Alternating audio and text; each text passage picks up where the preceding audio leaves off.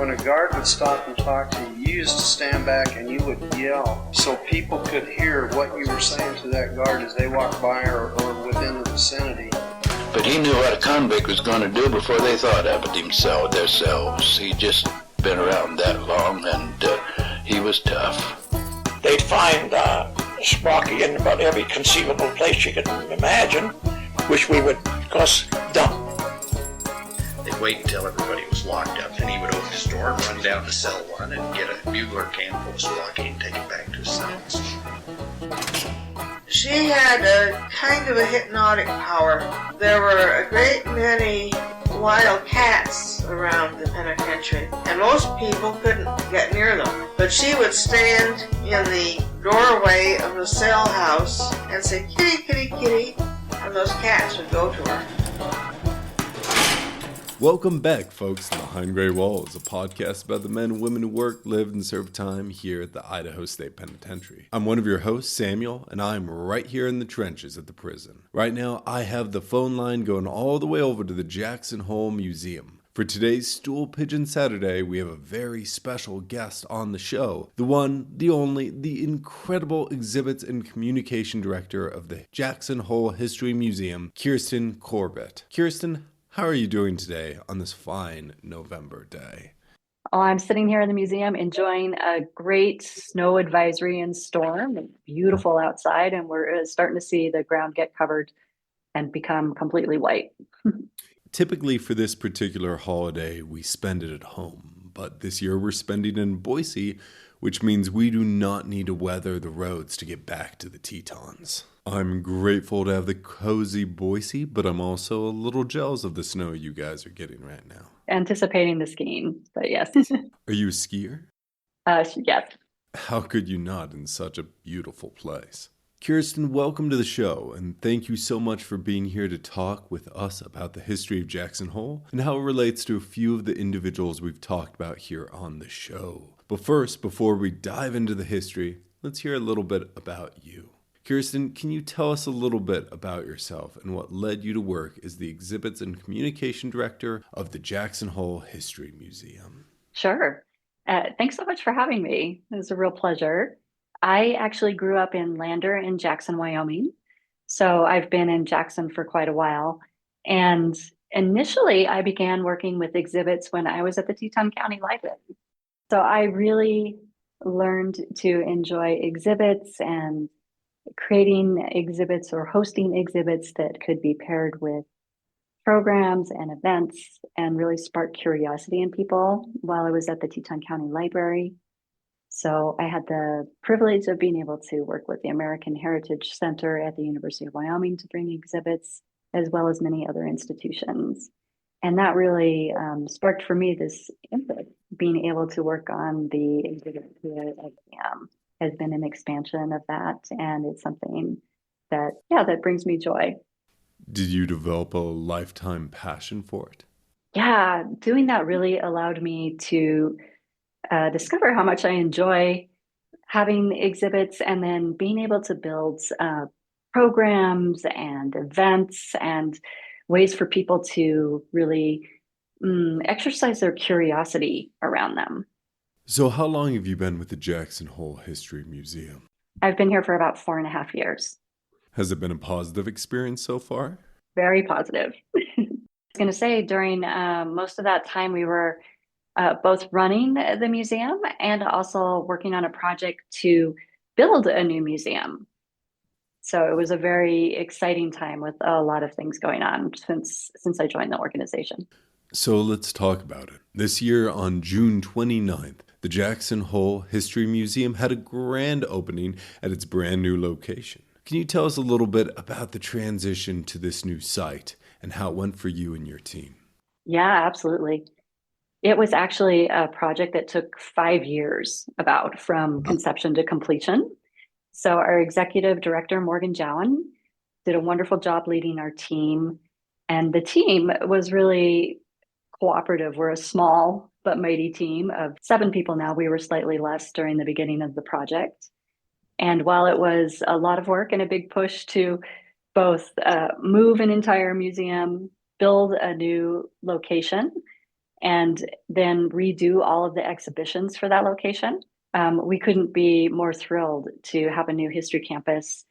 It's actually the first time that we've owned the land and the building where we are in our 66-year-old history as an organization. So we're just totally excited. That's terrific. I've heard very positive things about it. I can only imagine it was a lot of work, though. Yes, it was a lot of work. We wouldn't deny that. As a small staff ourselves, we understand some of the restraints of having a small team and the pride of being able to pull off a brand new exhibit, or in this case, a brand new museum. How will this new space enhance the experience of your guests? And what new features will your museum now be able to offer the public? Yeah, there's several things that we're excited about. One is that we have a new main exhibit gallery that has been completely redesigned, and it's telling the history of Jackson Hole from approximately 11,000 years ago to almost present time, to the early 21st century. And in that process, we worked with 20 community co-authors who were experts or had done a lot of research on different aspects of Jackson Hole history, and they helped us co-author several of the panels in the main exhibition. Wow, that's incredible. Sounds like you have a lot of community and expert friends that are helping support you and your mission right now. Yeah, and it's really part of our goal as a community museum too, that when you come inside, you also get to see the community voices reflected here. So we also were very excited about two new features in the museum. They're interactive walls. And so one wall has selections of photos that are printed quite large, and it pairs with an interactive kiosk where you can choose one of the photos from the wall and then dial in and get more information about the photo. So say it was a photo of Chief Dick Washakie. You can go in and learn about the chief. You can see more photos of the chief. And when we have a video available about the subject, you can also watch a video. That's so cool. I've spent some time going through your online photography archives, and it is incredible. You have such beautiful photos. And so to be able to connect those old photos with modern technology is quite cool. Yeah, so we were able to do that with the photo wall and what we call the artifact wall, where you get to do the same thing with different objects. One of our most popular objects is a pair of skis that's about 100 years old. And they are just enormous. And it's really fun to be able to look at the pictures of people using the skis, think about how it compares to what we use these days. It would be a very different experience on skis and boots of that era. We're also really excited because we have incorporated into the museum, which is a contemporary building of its own. We've incorporated 2 historic cabins. These cabins were in our collection, but we didn't have a place for them to offer safe public access to them. And now we do. So one of the cabins is attached to the main exhibit gallery, and you can walk into it from the gallery. And it was a cabin that was built for the movie set of the movie Shane, a very popular Western from the 1950s. That is so cool. What about the other cabin? The other cabin you can view from the outside because it's pretty small, but it's actually from the late 1800s. And it was on a homestead. So it's called the Carnes Cabin. It was on the Carnes homestead and was donated to the museum, and is just a great example of what some of the very early cabins on early homesteads here would have been like. Wow, that's so cool. It's always so neat when you have an artifact that speaks so well to space and living conditions. It's always incredible when individuals are able to engineer ways for homes to be placed inside museums, to be able to be viewed by the public. Earlier, you mentioned 11,000 years of history. That is a very long time. Could you tell us a little bit about the rich and diverse indigenous history of the Teton Mountains? Sure. First, what I always like to do is to refer people to some of the tribes themselves, because this can really be the best place, or like a very rich place to get the history of the tribes. And I'm happy to provide a couple of links that we could put in the show notes. Both the Shoshone-Bannock and the Eastern Shoshone tribes have great online resources to learn about their histories from. In the gallery, we do begin our history here with the first kind of known human presence, which is dated to at least 11,000 years ago, as shown by different archaeology digs that have been done in the area. One example of this is a dig that was done in a place called Game Creek, which is quite close to the town of Jackson. And in the Game Creek site alone, about 175,000 different artifacts were found. And those artifacts were over a period of time, like not all from one time period, but show a persistent presence. That is so incredible. There's so much history and so many diverse native nations from that area and represented just in those mountains. It's hard to even comprehend 11,000 years of history. Yes. Yes, it's a very long history.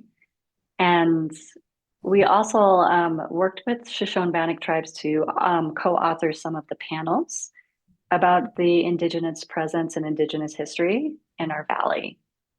So we definitely encourage people to come read those. There are many, many tribes associated with the valley. I can provide a list of those afterwards too, if you like. But some of the most recent presence here were the Tukudeka, or the Sheep Eaters, also known as Mountain Shoshone. And their descendants are now enrolled in the Eastern Shoshone tribe on the Wind River Reservation and the Shoshone-Bannock tribe on the Fort Hall Reservation. It is incredible how much land and resources were utilized by these groups of people for so long. So as far as those old cabins go, at what point did settlers begin arriving in Jackson Hole? Could you share with us the evolution from just a few homesteads to an established town? Absolutely. It was really the Homestead Act of 1862 that led to a lot of the settlement of Jackson Hole. And Jackson Hole was one of the last places in this area to be settled. We were pretty remote, had harsh weather, not such an easy task. So the first known homestead claims were made around 1883 to 1884 by John and Millie Carnes and John Holland. And they were on what is now called the National Elk Refuge. I imagine those were some challenging years for the individuals trying to establish a community in such a remote place, with winters that would have been quite difficult back then. Yes, very difficult, I imagine, as well. And certainly some of the, histories and oral histories that we have from people, not exactly from that time, but from people recounting things related to that time, sounds like it was quite challenging. Nevertheless, the homestead population then rose. So we talk about those, early to mid 1800s starting off. And then by 1900, the homesteading population was around 639 people. Wow, that's a big leap. A big leap in a pretty short amount of time. And then by 1900, that had doubled to 1,381 residents. So there wasn't the draw of gold or lumber like you see in many other areas in the Rocky Mountains. So what was the draw to homesteaders to go to the Tetons, especially when it was such hazardous conditions? I think there's a variety of reasons. I don't have a good catalog of all those reasons, what they would be. But just as it is still today, I think in part, the natural beauty of the valley has been a great attractant, abundant game, and really lush and diverse ecosystem. I imagine despite the harsh conditions, people still enjoyed and admired the beauty then as they still do today. One other thing to note too is that it was also, so we talked about, by 1920, those homesteaders had increased to nearly 1,400 residents, right? And the first dude ranches actually opened up in the early 1900s too. The first dude ranch was the JY, and it opened in 1908. Wow. By Louis Joy and Struthers Burt. And then the Barbie Sea opened in 1912 and the Whitegrass in 1913. So you see these early settlers very early on, and there is a sentiment that it's perhaps easier to wrangle dudes than it is to wrangle cows and livestock or ranch. Wow, that is absolutely fascinating. And we'll be talking about this a little bit more next week on the podcast, but there is just this strange evolution that the West is being romanticized and mythologized before the era is even really over. We see this with the early tourism of Jackson as well as Yellowstone, in which some of these individuals going out looking for adventure would get a little bit more of a Western experience than they might have initially bargained for.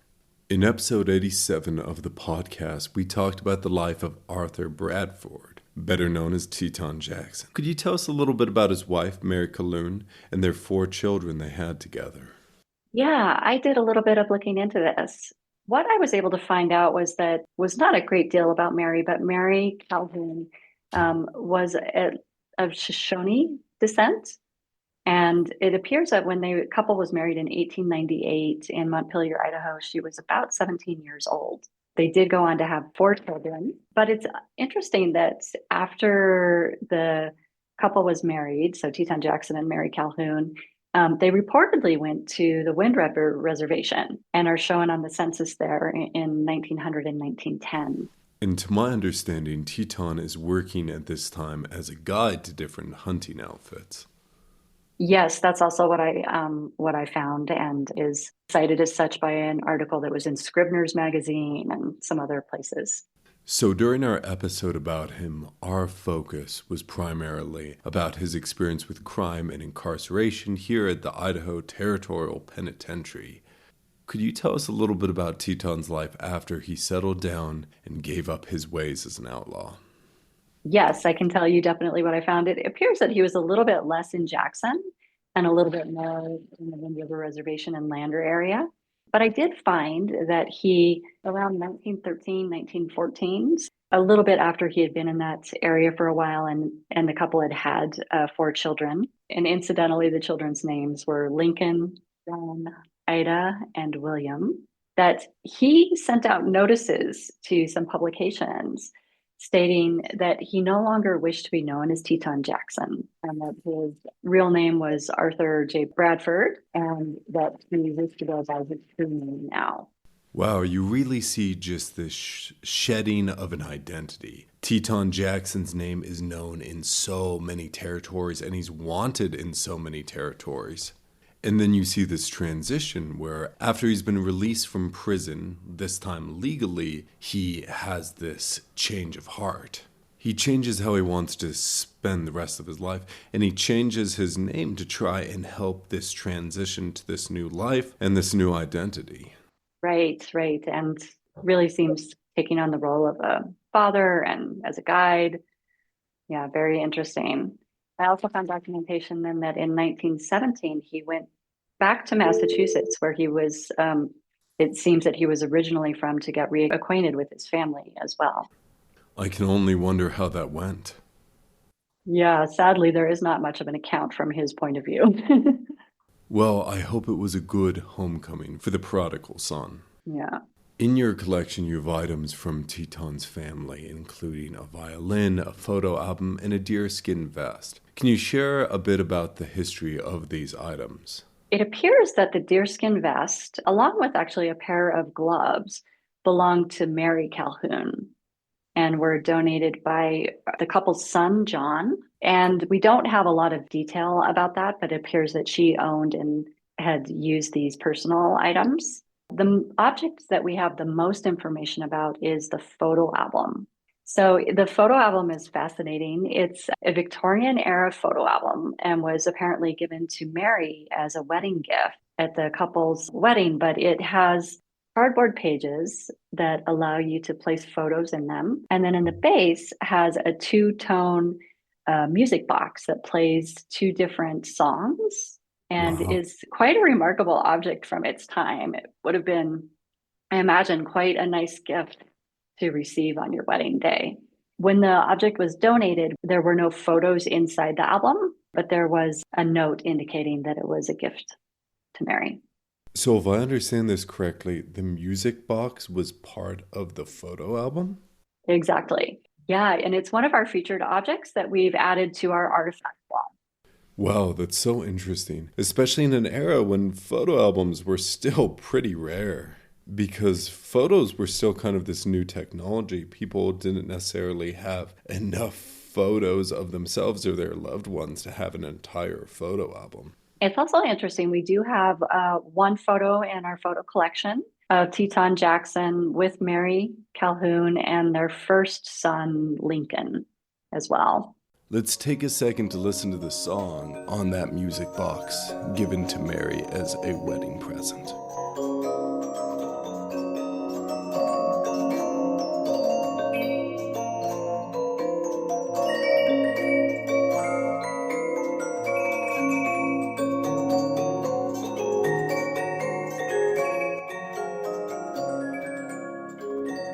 And I want to clarify too, the record notes that we have on the object, it appears it was given to Mary from a friend of Teton Jackson's, who actually he had led on several guiding trips. I believe that the man's name is Ray White, and so he might have perhaps been, this is me making a supposition, which I don't have evidence for, but perhaps he was a bit wealthier and able to afford such an incredible gift.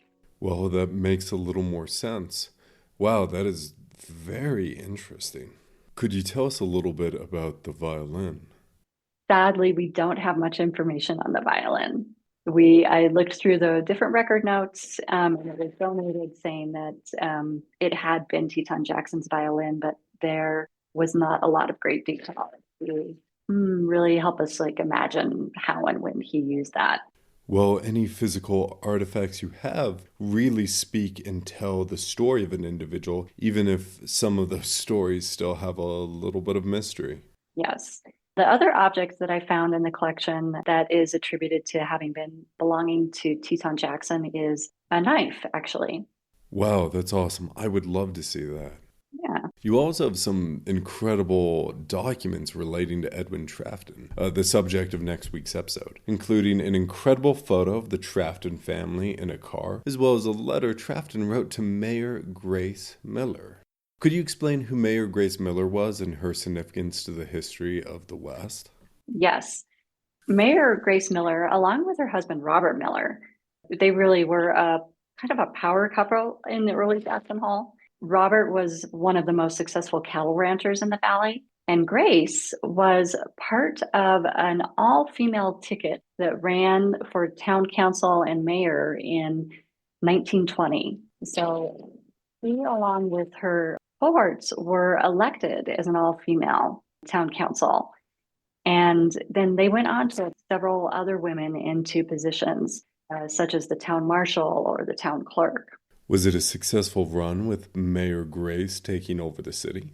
Yes, it was very successful. The first thing that they did was collect back taxes. And then they had the money to really make some improvements. So they did several things. They initiated the wiring needed for electricity. They were able to start to grade some of the roads. And they were able to do things like put a fence around and establish the town square. So these were really major improvements at the time and helped Jackson kind of step ahead of some of the other small towns that were here in the valley. They also won re-election for a second term, several of them continued in their service to the town. The Millers also donated land for a public park that is still in downtown Jackson and very well used today. It's such a great story of strong Western women and definitely challenging some of the preconceived notions that other cities may have been going through during this era. Yes, absolutely. And I neglected to mention that at least one of the women in the first election too, who was running for town council, Rose Crabtree, she ran against her husband, Henry Crabtree. So they were both on the ticket and she won. Legend is, or the notes are, that he took that he was fine with that he took it quite well, but it's still quite interesting for the time period. That is very fascinating. Good for her. That is awesome. Could you speak a little bit about the woman marshal? Yes. So she was appointed after the women took office. Pearl Williams Hupp. She was just 22 years old when she was appointed to become the first female marshal in Jackson. And so she owned her own horse, and that was considered part of her qualification. Actually, at the time in 1920, it's also noted that the town had quieted down, that some of the horse thieving and so on wasn't as active. And, she served as marshal, but it doesn't sound like it was a terribly dramatic position at the time. Well, that's still incredible. She was able to fulfill the position and act as kind of a pioneer for women in law enforcement. And of course, for women becoming mayors following in Grace Miller's footsteps. Of course, Ed Trafton, do you think he was close to Grace as he claimed? We don't really have evidence in our collection about how close he was to Grace, except for the letter that he wrote to her in 1921 on the event of her reelection. I believe that's the one that you were referring to earlier.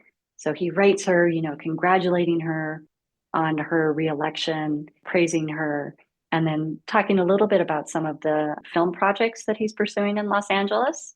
Well, of course, I have my own suspicions of this after spending so much time researching Trafton's life. At this point in his life, Trafton is really trying to become a movie star. To me, it seems he's trying to overplay his relationship with Grace Miller, this strong woman mayor, and kind of re-emphasize his role to play in the history of Jackson Hole.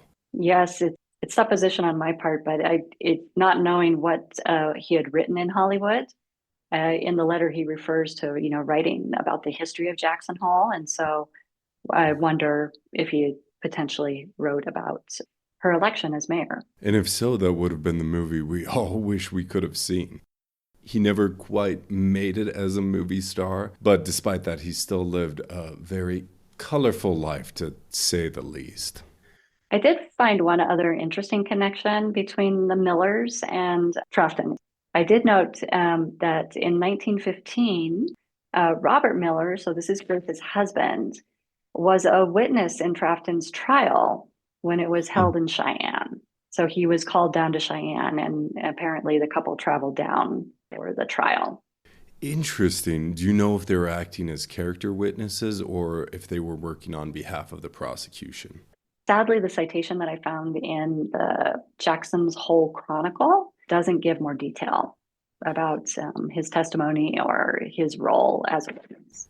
Of course, it is possible they were some of the victims from Trafton's crime. That specific court case was about many, many victims of the individuals that he stole from that day. But it's also possible they had some sort of interaction or ran into him while he was on his way after committing the crime, heading back to the Teton Valley on the Idaho side. That is fascinating. That makes me wonder what the Millers were doing at the trial and if it was helping or hurting Trafton's case. Yes, I'm curious about it too. It would definitely be fun to investigate more. Jackson Hole was a frontier town for many years, but it has evolved into one of the most celebrated tourist destinations in the nation, drawing over 2.6 million annual visitors. How does your museum connect the small mountain town of Jackson's past to the bustling, popular city of Jackson today? I think most of us wouldn't say that we're not a city, but not quite. But, I did mention earlier, we had that early dude ranch history that happened not long after settlers first got here, right? So there has been this, pretty consistent stream of people coming to see the natural beauty of the place, the ecosystem with the many wild animals here, and experience, Western life, riding horses, doing things associated with the West. What we're doing here at the History Museum, of course, is we're documenting and sharing this change over time. And I think we could think of Jackson as maybe an accelerated example of this change that happened in the West over time. If you kind of look at the time period from when it was settled till now, and knowing that there was a very long indigenous history here first, that's still a pretty short time period to increase in population so much. I think the other aspect here too is that we also really tell the story of the community and what a strong community it has been and still is over time. I guess I didn't realize how long tourism has been such a big part of Jackson. Could you speak a little bit to the strength of the community and what has allowed the community to stay so strong as it's undergone so many changes throughout the years? There is a slogan that was actually put out by our local library. They said, they have this series of stickers that says, "I came for the mountains, but I stayed for the library." And really the sentiment there, right, is like, I came for the mountains, or I came for the hunting, or I came for the skiing. And really what kept me here was the community, the people, the way that people, support each other. That said, there's been a lot of change in the community recently too. So we're here to also, document and share this, change over time, and to show, a bit of how we got here. Wow, what a great answer. What an excellent point of view on the community. Definitely speaks to the strength of the community. Of course, Jackson has kind of become this icon and this symbol of the West, deemed often the last city of the West. Why do you think we picture Jackson as such a symbol of the West and this Western romance? Yeah, that's a great question. I don't know that I can give a complete answer to that, but I can give you a couple of thoughts. One is this, I told you that we have the Shane cabin attached to the History Museum. And that was from the movie Shane from the 1950s, a classic western. And there were a number of movies made here, especially, like say up through the, 50s and 60s. And a lot of them were westerns that were made here. So I think there was some association that comes from the history of film, tying this place to that. And then back to those early dude ranches, from the early 1900s, there was an effort, even with those dude ranches, they were promoting themselves through the railways as, a Western destination to come and see and stay and learn how to ride a horse and really experience Western life. So I think there's also been a promotional aspect to the community in this way for a long period of time. Well, I can't think of a more beautiful place to film a Western movie. I guess while Trafton's movie was never filmed, others would be able to film their Westerns in Jackson. Another question that just occurs to me, since Jackson is such an icon of the West, do you have people coming specifically to the museum looking for outlaw stories? That's a great question. We don't get as many. I mean, I would say, yes, we have some people, but I wouldn't say that it's like them a main theme. I would say it's one of several popular questions people ask. Does that make sense? And you do have such interesting people to talk about. It may have not been the wildest town in the West for sure, but it definitely had some incredible stories and some legendary outlaws, to say the very least. Yeah. What was interesting to me was that as I was researching the pieces about Teton Jackson, was that I also stumbled on several articles where the name Jackson's Hole was being attributed to being about Teton Jackson. It's also attributed to David E. Jackson, who was an early fur trapper in the valley. And in terms of it being his fur trapping territory, Jackson's Hole. Hole was a fur trapping name used for the valley. But then as you move forward into the late 1800s, you start to see references in newspapers to it being Jackson's Hole in reference to Teton Jackson's hideout. So that was an interesting piece that I found as I was reading a bit more about him. In your opinion, going off that, why is Jackson Hole and the Teton Mountains held such fascination for so many people over the years? What keeps so many people coming back? At risk of repeating myself, I do think that the landscape here, the way that you can see elk or a deer on your way to work, that you might run into a moose and hiking, is still in many ways a unique experience for the lower 48. There are, of course, many other places where you can do that as well, but the access to it is so easy here. And I do think that fascinates people keeps people coming back. Yeah, absolutely. That is for sure. Could you share the museum hours of operation, admission price, and the best times for guests to visit the Jackson Hole History Museum? Yeah, the Jackson Hole History Museum is generally open Tuesday to Saturday.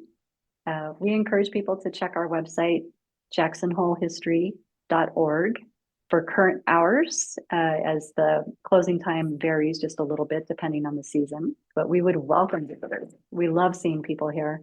And our ticket price for adults is $12. For seniors and students, it's $10. And for 5 and under, it's free.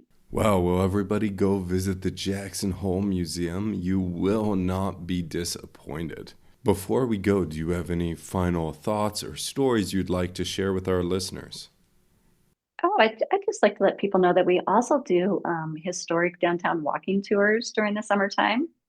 And those are really fun to go and kind of find the hidden history that's around the town square and in downtown Jackson, while kind of learning, an overview of the history of the town. So those are also offered with an admission. They can be a fun way to get to know the town and see a few things that you might not notice without a guide. Wow, that's definitely something I'm going to need to check out. I did not know about that. That was fantastic. Listeners to the show, please, your next trip to Jackson Hole, between the hiking, skiing, horseback riding, and whatever adventures you might have in mind, you put a little time aside to go visit our friends over at the Jackson Hole History Museum in order to learn more about the history of the Teton Mountains and appreciate some amazing exhibits in one incredible museum. For those of you who've not heard the Teton Jackson story yet, head back to episode 87 to learn about the so-called Prince of Horse Thieves. And for everyone else, stay tuned for next week's episode about the legendary Laughing Bandit and the last stagecoach robber of Yellowstone, Edwin Trafton. Well, Kirsten, to end the show, we have a bit of a tradition. It's a bit of a motto that one of our hosts starts and the other one will finish. If I were to say, do your own time, how would you respond? The phrase "do your own time" makes me really think about like the value of time, right? And focusing it where you want to be headed, right? So when I hear "do your own time," I guess I feel like I hear, take responsibility for your time and what you can share and bring to others with it. That is an absolutely wonderful answer. Thank you, Kirsten, so much for being on the show today, and thank you to all of our listeners for tuning in this week. And remember, do your own number and do your own time. And we will see you all next time. Bye, everyone. Bye, everybody.